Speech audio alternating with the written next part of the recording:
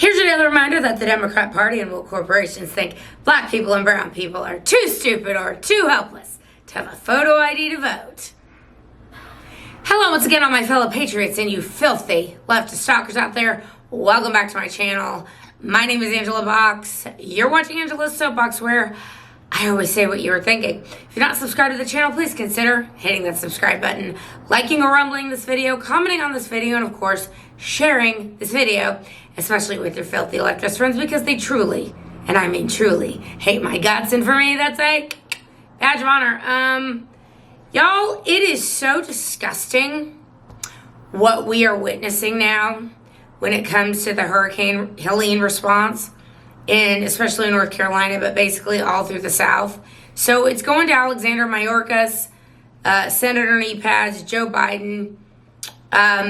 These people are just, they're pure evil. And the media is pure evil. So it's going to all of them. Okay.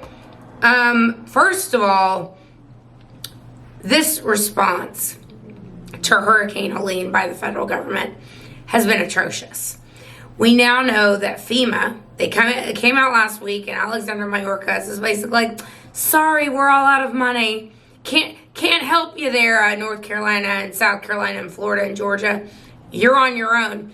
And it's like, at the same time, these a-holes like Anthony Blinken and Kamala Harris and Joe Biden are going out bragging about how much money they're giving to places like Lebanon and Ukraine and, basically all the places that are being bombed by Israel, evil Israel, of course. They're giving all this money to them, and FEMA out of the other side of their mouth is like, sorry, we're out of money. Now, not only that, we come to find out the reason that FEMA is out of money is because they've given it to illegal aliens, and they bragged about it.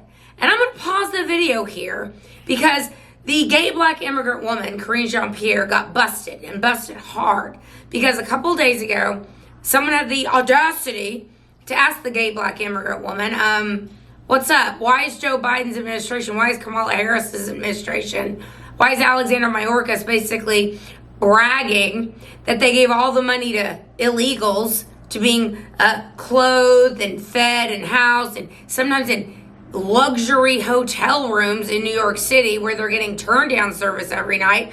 Why is it that you bragged about this in 2022 and now in 2024 you're like, oh, that didn't happen? That's a lie. I'm going to pause the video here so you can see exactly what this heifer said.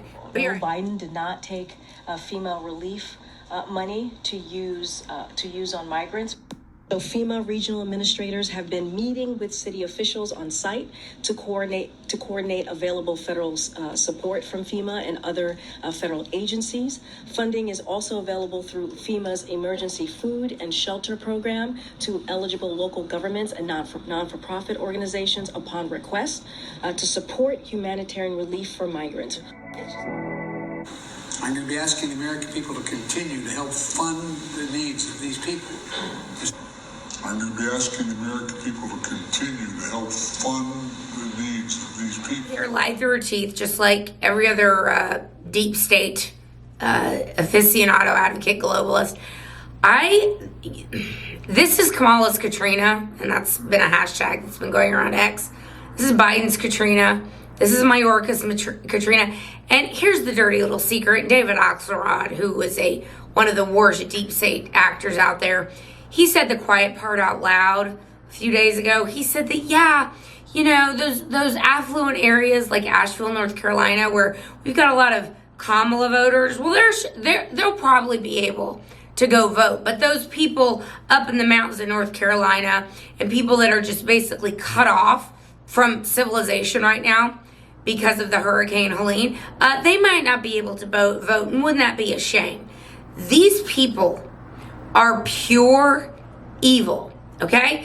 I don't think there's any other way to look at it now. Now, coincidentally, or not so coincidentally, if you understand how these people work, Hillary Clinton went out last week, Satan's muse as I call her, went out last week and basically, again, said the quiet part out loud and said that the reason that they're having such a hard time controlling the narrative, they're having such a hard time lying to the American people, whereas when Twitter was under their control, until Elon Musk, of course, bought Twitter and turned it into X, they would have been able to keep this under wraps.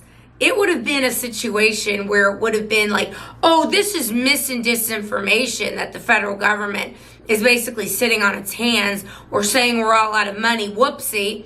They would have been able to hide that from the American people. But because of X, because of Rumble, because of other people that are getting the message out, just normal people, somehow, I don't even understand how some of these TikToks are able to be, shared as much as they're shared, because my TikTok gets zero action. It's everything I put out on TikTok is like slapped down immediately.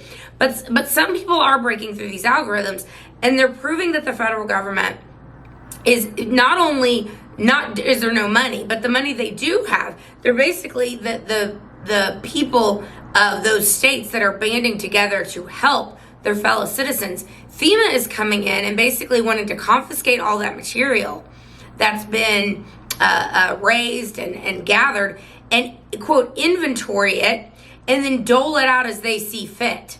And the American people are like, no, we're not doing that.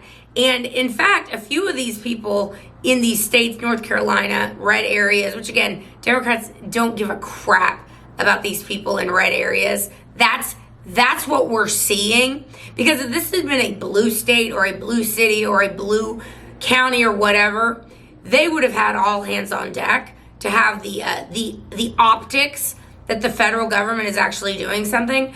But because the media is such detestable liars, they're not showing you what the people in North and South Carolina and Georgia and all these people affected are actually doing, banding together. And now we're going to have a situation where American citizens are going to be deputized to basically tell FEMA to get the hell out of the way because you're not doing anything but hurting us. And not only that, ladies and gentlemen, of course, Hillary Clinton saying that the reason that X is such a threat to democracy, is because they can't control the narrative. They lose control of the information. And it was wild to hear Hillary Clinton actually say that.